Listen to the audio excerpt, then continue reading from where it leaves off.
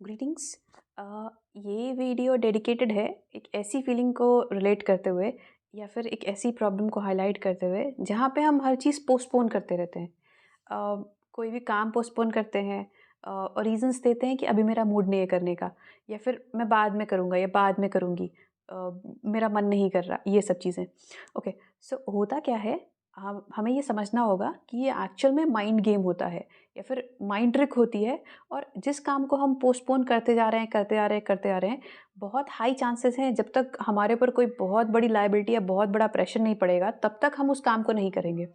Okay, जैसे कि आप रिलेट कर सकते हैं जो जो जो बच्चे जो स्टूडेंट्स किसी कॉम्पिटिटिव एग्ज़ाम की तैयारी कर रहे हैं, या फिर कुछ ऐसा काम पेंडिंग है जो कि बहुत लंबे समय से चलता आ रहा है, और जब भी आप उसके बारे में सोचते हो या उस काम को करने की कोशिश करते हो, तो ऐसा आता है मेरा मूड नहीं, मैं मूड बना रहा हूँ, अभी पढ़ने के लिए मूड बना रहा हूँ या ये काम करने के लिए मूड बना रहा हूँ।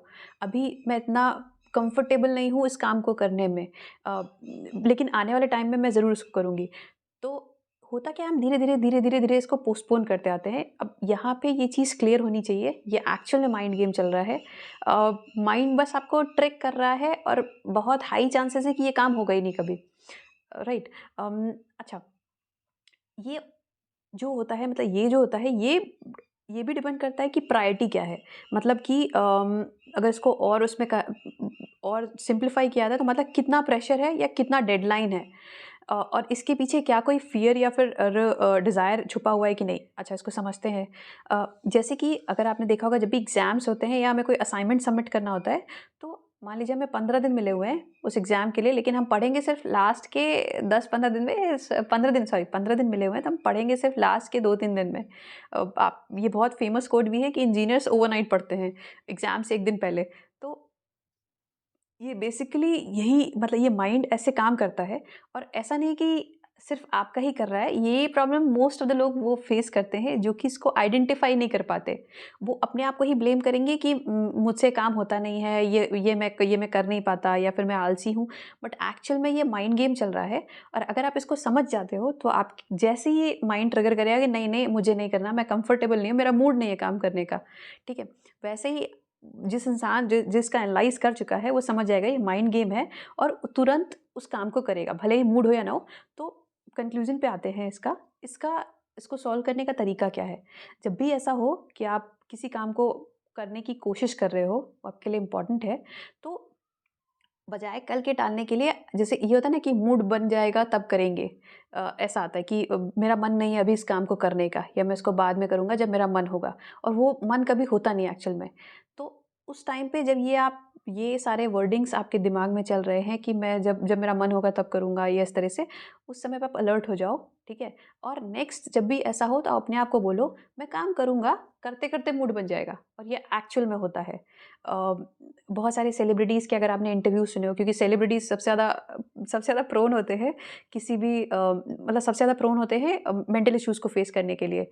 अ, देखा भी होगा आपने, मोस्ट ऑफ द सेलिब्रिटीज़ जो होते हैं, या तो किसी को फॉलो कर रहे होते हैं, किसी हाई उसको, या फिर मतलब it's very well known, like जैसे कि सदगुरु को फॉलो कर रही है, करते होते हैं, बीके शिवानी, इस तरह से। क्योंकि सेलिब्रिटीज सबसे ज़्यादा प्रोन होते हैं डिप्रेशन में जाने के लिए या मेंटल इश्यूज़ को फेस करने के लिए। अभी ऐसा ऐसा हमें पास्ट में देखने को मिला हुआ है, राइट। तो अगर ऐसा कुछ है, तो आप अपने आप को, मतलब जो भी आप जब भी इस उस सिचुएशन में आओ कि आप कोई भी काम को टाल रहे हो, वापस टॉपिक पे आते हैं, जब भी आप किसी काम को टाल रहे हो, तो उस समय अपने आप को अलर्ट करो और बोलो मैं करता रहूँगा, और धीरे-धीरे मेरा मन करने लगेगा।